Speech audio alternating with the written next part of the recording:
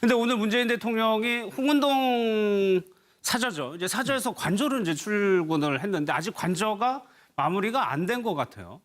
아무래도 박근혜 전 대통령이 청와대 관저를 비우고 나서 거기 도배 문제라든지 뭐 장판이라든지 우리 이사하면 의례적으로 해야 될 살림사하고 산림기구가 다시 들어가는 거죠. 네, 산림기구부터 해가지고 여러 가지 준비해야 될 게 있는데 그런 것들은 아무래도 김정숙 여사께서 살림살이를 맡으시니까 김정숙 여사가 좀 챙겨야 될 부분들이 많지 않을까 이런 생각을 합니다. 예. 저도 개인적으로 사실 요즘 포장이사에서 이사를 하는데 사실은 아내가 집 주소 주면은 하루 종일 딴 데 있다가 집 주소 보고 마지막에 찾아가거든요. 그런데 이제 상황은 좀 다르겠지만 아무래도 김정숙 여사가 원하는 대로 관저에 생활하는 부분은 많이 챙기지 않을까 이렇게 생각을 합니다. 그러니까 사실 이것이 김남국 변호사 보면은 이게 인수위 시절에 언론에 공개가 안 되고 쫙 정리를 하는 건데 인수위가 없다 보니까 어쩔 수 없이 출퇴근하는 모습이 연출이 되는 거예요. 네, 사실은 그 부분도 이제 어쩔 수 없는 상황인데요. 예. 이 부분 과정에서도 또 사실은 문재인 대통령의 어떤 소탈한 모습을 좀 볼 수가 있는 것 같습니다. 그 홍은동 자택 같은 경우에는 어쩔 수 없이 경호가 뭐 최소한으로 이루어진다고 하더라도 경호를 해야 되기 때문에 주민들에게 굉장히 불편한 모습을 보일 수밖에 없는데요. 일일이 문재인 대통령이 찾아가면서 경비원도 찾아가면서 불편함을 드려서 미안하다라고 인사를 하고 있는 모습이고요. 또 주민들도 사실은 주민들에게도 어떤 이야기를 좀 하고요. 그다음에 이제 오늘 아침 같은 경우에는 문재인 대통령이 사실상 출근하는 과정에서 그 이제 아파트 앞에 사람들이 모여 있다 보니까 그 모여있는 그 자리에 차를 가다가 멈춰가지고 또 내려가지고 일일이 주민들과 셀카 사진을 또 찍는 모습을 또 보여줬습니다. 그래서 또 이제 할머니 같은 경우에 이런 어떤 해프닝이 있었다고 하는데요. 예. 할머니가 이제 중기능, 그 스마트폰에 이렇게 땡기고 늘리고 이렇게 하는 중기능을 못 사용하니까 문재인 대통령이 그 중기능을 정확하게 또 알려주면서 이게 중기능이 땡겨졌으니까 가까이 찍으면 얼굴이 이제 좀 크게 나오니까 멀리 찍어야 된다라는 어떤 그런 것까지 친절함을 모습을 보여줘가지고 하나하나 어떤 그 대통령의 어떤 행보 자체가 조금 주목을 받고 있는 것 같습니다. 그러니까 이번에는 영부인이 있는 거니까 김동구 대표 이번에는 제2부속실이 다시 생겨야 되는 거예요. 영부인을 이제 보좌할 수 있는. 예. 아마 제2부속실이 다시 부활이 되리라 보고요. 예. 그리고 김정숙 여사가 제가 알기로는 상당히 활동적이잖아요. 그렇죠. 문재인 대통령한테 프로포즈도 이 여자가 먼저 예. 결혼하자고 이렇게 이야기를 했을 정도로 그랬고, 그리고 이번 대선 과정에서도 사실 이 격전지였던 호남이라든지 뭐 이런 부분에 있어서 상당히 뭐 대중 목욕탕도 이렇게 매일 가서 거기서도 이렇게 이 지지를 호소하고 이랬듯이 활동 범위가 굉장히 넓습니다. 예, 그런데 그럼에도 불구하고 본인이 이렇게 나서고 어떤 이런 일보다는 정말 이렇게 우리 사회의 어떤 이 어두운 구석을 갖다가 이 닦는 그런 역할을 하겠다고 이 문을 열 때 삐걱거리는 소리 역할이라도 하겠다. 이 말이 상당히 인상적이더라고요. 그래서 우리가 이 지금까지 봤던 이 영부인하고는 좀 다른 모습의 어떤 그 상을 갖다가 보여주지 않을까 싶습니다. 예. 글쎄요, 소탈한 행보 이거의 백미는 아무래도 집무실을 광화문으로 옮기겠다 이 부분이 될 것 같은데 이 내용이 근데 쉽지는 않단 말이에요. 그러게 여러분들이 뭐 걱정도 많이 하고요. 현실적으로 그게 가능하겠느냐 또 문제 제기도 하고 그래서 뭐 위민관에 있는 집무실을 좀 적극적으로 사용하는 것이 낫지 않겠느냐 뭐 여러 얘기들을 하는데 일단 저는 뭐 문재인 대통령이 이제 선거운동 기간 후보 시절부터 계속해서 광화문 시대를 열겠다라고 얘기를 했기 때문에 그것은 국민 약속이기 때문에 그렇게 갈 수밖에 없지 않나 싶습니다. 현실적인 문제는 이제 아마 실무적인 경호팀이나 뭐 행안부를 중심으로 한 쪽에서 여러 가지 논의를 하고 있을 텐데 정보종합청사 쪽으로 일부 옮기는 부분은 뭐 불가피하지 않나 싶고요. 이 부분은 이제 효율성 같은 것들을 좀 봐야 되겠죠. 그러면은 관저를 현재 그대로 하고 출퇴근을 할 것이냐 아니면 관저 자체도 조금 더 시내 쪽으로 뭐 같이 옮길 것이냐 언제부터 포함해서 집무실을 그러면 전체 뭐 비서진을 다 옮길 것이냐 아니면 대통령 중심으로 어디까지 그럼 이 정부종합청사 쪽으로 옮길 것이냐 이런 등등이 있는데 일단 문재인 대통령으로서는 이 광화문 대통령, 광화문으로 상징되는 이 촛불이라든지 어떤 소통 이런 이미지를 굉장히 좀 중요시하고 있고 그 상징으로서의 이제 집무실을 이 광화문으로 정부종합청사로 옮기는 부분을 여러 차례 약속했기 때문에 저는 뭐 시간은 좀 걸리겠지만 결국은 옮기지 않을까 그렇게 예상이 됩니다. 예. 아베 총리하고 이제 전화 통화를 한 것 같습니다. 문재인 대통령의 일본 방문을 원하고 있고요. 한중일 정상회의를 조기 개최하자 얘기를 했습니다. 중국을 포함시켰네요. 시진핑 주석과는 문 대통령이 40여 분간 통화를 했다고 저희가 앞서 전해드렸는데 그러니까 미국, 중국, 일본 정상과 차례대로 전화 통화를 한 셈이 됐습니다. 예. 그러니까 이게 광화문으로 옮긴다 하더라도 광화문 청사에 드나드는 사람도 많고 근무하는 사람도 굉장히 많기 때문에 단시간 내에 결론이 나지는 않을 것 같아요. 예, 쉽지는 않을 것 같습니다. 결국에 지금 이제 청와대에서 가장 이제 고민하고 있는 것이 대통령에 대한 어떤 경호 문제가 하나 있고요. 예. 그다음에 이제 두 번째는 이제 경호로 인해서 주변의 어떤 그 회사원이라든가 어떤 직장인들이 겪게 되는 어떤 그렇죠. 불편들을 아마 고민하고 있는 것 같습니다. 예. 그래서 이제 사실은 이제 문재인 대통령 같은 경우에는 광화문 정부 종합청사로 이전하는 대신에 이 경호에 대한 원칙을 좀 바꿔야 된다라고 이야기를 좀 하고 있는 것 같습니다.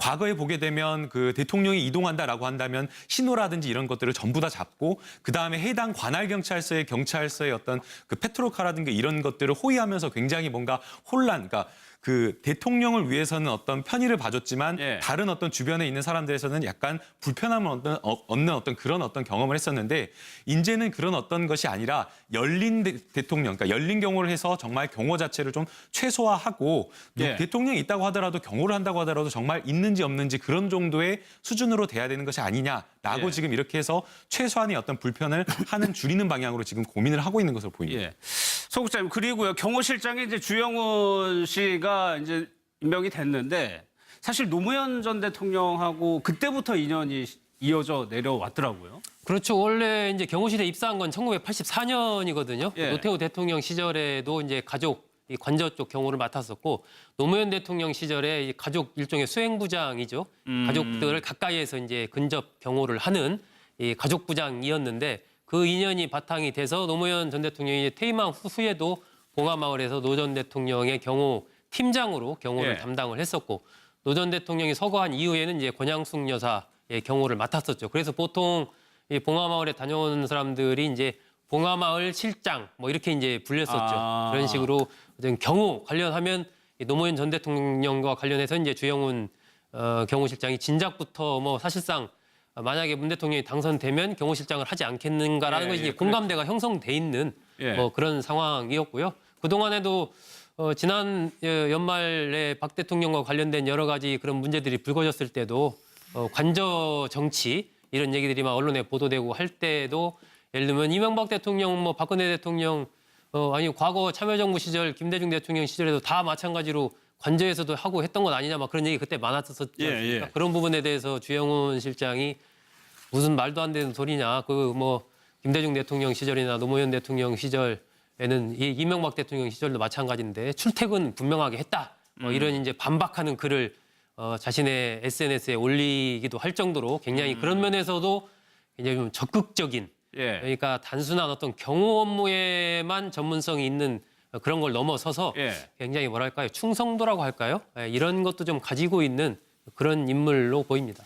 그러면은 최 의원님 뭐 문재인 대통령의 스타일을 너무나 잘 알고 있기 때문에 이렇게 대통령이 하려고 하는 거에 대해서 이렇게 적극적으로 경호상으로 뒷받침이 될 수 있겠네요. 그러겠죠. 누구보다 문재인 대통령의 철학을 알고 있기 때문에 거기 맞춰서 경호를 할 것이고 더군다나 지금 문재인 이번 대통령 선거 과정에서도 계속해서 청와대 개편과 관련된 업무를 주영훈 실장이 담당을 했다고 그러는 거거든요. 네. 그 계획안이라든지 지금 이제 경호실을 현재의 경호실 체제에서 좀 더 개편을 하겠다는 거 아닙니까? 작은 조직으로 네. 경호 업무를 경찰에 상당히 넘겨주는 이런 방식으로 개편을 하겠다는 것이기 때문에 그 업무 자체를 주영훈 실장이 맡아서 쭉 그 계획안을 잡았기 때문에 아마 문재인 대통령의 철학을 실현하는 데에서는 적임자라고 봅니다. 예. 근데 아까 말씀하신 그 강화문 대통령은 제일 중요한 게 경호 문제입니다. 그렇죠. 예, 그렇기 때문에 그 경호 문제에서 노무현 대통령과 쭉 이렇게 호흡을 함께했던 주영훈 신임 실장이 그 문재인 대통령의 그 뜻을 받아서 경호 문제를 갖다가 그게 맞게끔 창조적으로 그 계획안을 세워야 되는 그래야 될 것 거거든요. 같아요. 그래서 그런 부분들이 아마 적절했지 않나 이렇게 보여집니다. 예, 경호실에서 반대할 수도 있는 문제인데 뭐 얘기를 해볼 것 같습니다. 김남국 변호사님 그리고요 강아지하고 고양이 얘기가 왜 나오는 거예요 청와대가? 이제 청와대에 뭐 들어가는 거 모든 거 하나하나가 국민적인 어떤 관심인데요. 이제 사실은 퍼스트 도그라 그래야 되나요? 퍼스트 도그, 퍼스트 캣 이래야 될까 싶은데요. 예. 사실 이제 문재인 대통령 같은 경우에는 그 애견 공책, 그러니까 애견인들의 뭐 1000만 애견이라고 하는데 1000만 애견인들에게 맞춤형 공약을 낼 정도로 정말 그 애견 사랑이 정말 강하신 분입니다. 그래서 경남 양산에 있는 동안 본인의 어떤 반려견 마루를 정말 아끼고 사랑할 정도라고 이야기를 하면서 예. 과거에 동아일보 인터뷰였던가요? 동아일보 인터뷰에서 불이 나면 가족들을 먼저 구하고 그다음에 가지고 나올 것이 돈이나 어떤 재산 이런 것들이 아니라 소중한 물건이 아니라 마루를 구해가지고 나오겠다라고 할 정도로 가족 다음으로 가장 챙기는 게 그 애완견이라고 하는데요. 예. 그렇기 때문에 이제 청와대에 들어갈 때에 과연 어떤 개가 퍼스트 개헌이 될 것인가. 이제 사실상 우리가 생각했을 때는 마루를 아끼기 때문에 사실상 마루가 퍼스트 도구가 될 것이 아닌가라고 생각을 하는데 이 마루뿐만 아니라 또 이제 선거운동 과정에서 예. 문재인 대통령이 또 선물을 받았던 그 경주개가 또 하나가 있고요. 그다음에 또 입양을 약속한 유기견 또 토리가 있어가지고 사실상 그 퍼스트 도구의 지위를 놓고 지금 경쟁을 하는 입장입니다. 그다음에 다행히 이제 퍼스트 캣 같은 경우에는 한 마리 이제 그 반려묘 찡찡이가 하나 있어가지고 사실상 이거는 이제 경쟁이 없는 상황인데요. 개하고 고양이를 고양이가 다 양산에서 있습니다. 같이 키웠군요. 예, 다 있습니다. 그렇기 때문에 이제 사실은 국민적인 관심을 좀 받고 있는 상황인 것 같습니다. 예, 애견인이 요즘 뭐 굉장히 늘어나고 박근혜 전 대통령 사례도 있어가지고 이 부분도 좀 일정 정도 관심이 있는 것 같아요. 알겠습니다.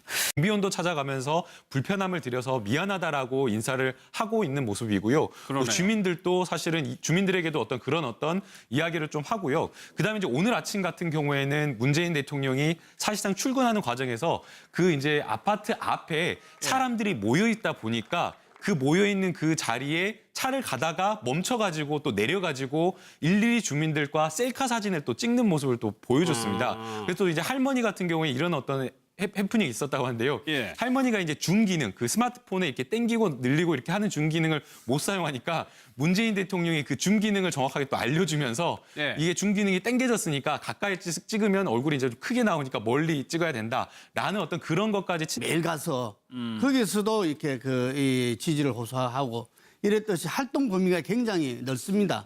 예, 그런데 그럼에도 불구하고 본인이 이렇게 나서고 어떤 이런 일보다는 정말 이렇게 우리 사회의 어떤 이 어두운 구석을 갖다가 예. 닦는 그런 역할을 하겠다고 이 문을 열 때 삐걱거리는 소리 역할이라도 하겠다. 이 말이 상당히 인상적이더라고요. 예. 그래서 우리가 이 지금까지 봤던 이 영부인하고는 좀 다른 모습의 어떤 예. 그 상을 갖다가 보여주지 않을까 싶습니다. 예.